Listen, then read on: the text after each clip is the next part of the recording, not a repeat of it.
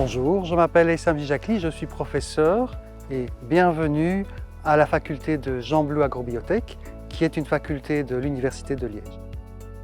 En fait, vous êtes ici sur les parcelles de la plateforme Wasabi. La plateforme Wasabi, c'est une plateforme qui a pour but de montrer les productions agricoles et la biodiversité en milieu urbain et périurbain. Nous avons différents systèmes, pleine terre, hors sol, et nous voulons vraiment montrer ce que peut apporter l'agrivoltaïsme au niveau de ces différents systèmes de production. Je vous invite à les visiter.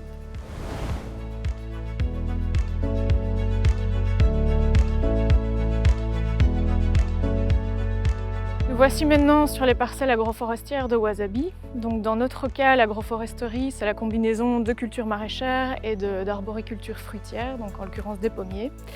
Ici, on va installer des pilotes agrivoltaïques qui vont combiner deux caractéristiques, celle du bifacial vertical et celle en configuration plus classique pour la protection des cultures. Donc ces dispositifs ne sont pas encore opérationnels maintenant, donc on va vous en donner plus d'explications avec un petit dessin.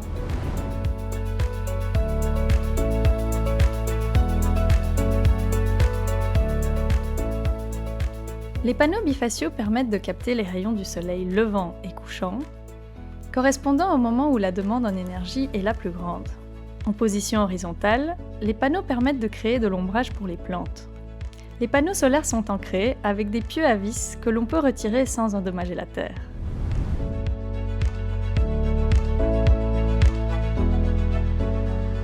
Nous sommes ici dans le sapristique et le système aquaponique de Wasabi.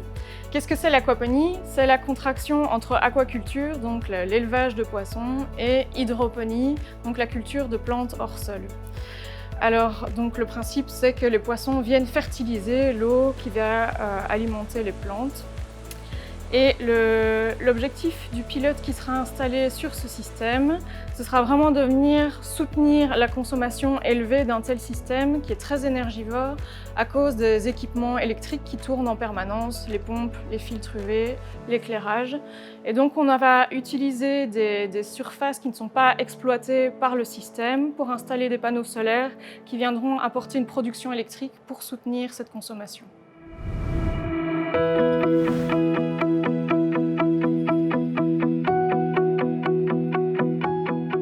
Bienvenue dans la serrure. C'est une serre urbaine en toiture du bâtiment de recherche Terra et qui a pour particularité de récupérer l'énergie émise par le bâtiment pour pouvoir profiter à la production agricole à l'intérieur.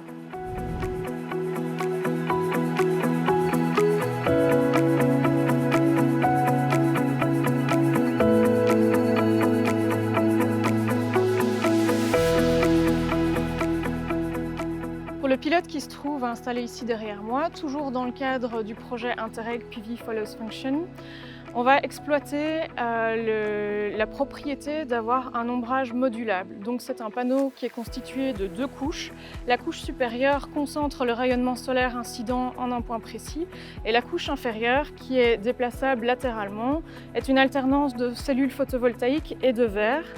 Et donc en fonction du mode de production qu'on va choisir, on va soit concentrer le rayonnement lumineux sur les cellules photovoltaïques pour produire de l'électricité, ou bien sur le verre afin de privilégier la transmission de la lumière photosynthétique aux plantes.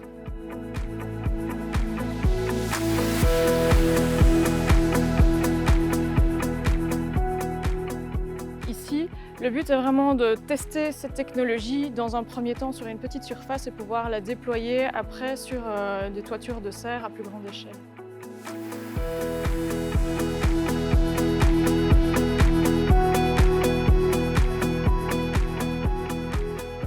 C'est une technologie qui est différente du silicium cristallin conventionnel et qui présente plusieurs avantages. Premièrement, elle est légère, ce qui est un avantage pour une serre en toiture au niveau de la portance admissible du bâtiment. C'est une technologie qui est souple et qui est peu demandeuse au point de vue énergétique lors de sa fabrication. Enfin, elle possède des propriétés de transmission lumineuse qui peuvent être très intéressantes dans le cadre d'une serre. Donc ce qu'on a fait ici, c'est qu'on les a apposés à différents endroits de la serre pour pouvoir comparer les deux positions en termes d'impact sur le productible photovoltaïque, mais aussi de transmission de la lumière solaire sur les plantes.